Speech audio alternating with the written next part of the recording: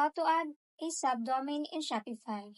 Hey guys, in today's video, I will show you how to add a subdomain in Shopify. Let's get started. First, log into your Shopify admin dashboard. From the left-hand menu, click Settings, then select Domains. Click Connect Existing Domain, and then enter the domain. If you are using a third-party domain provider like GoDaddy or Namecheap, you will need to go to your provider's website and update your DNS settings. There, you will add a new CNAME record for your subdomain and point it to shops.myshopify.com. Once you've added the record, go back to your Shopify settings and click Next.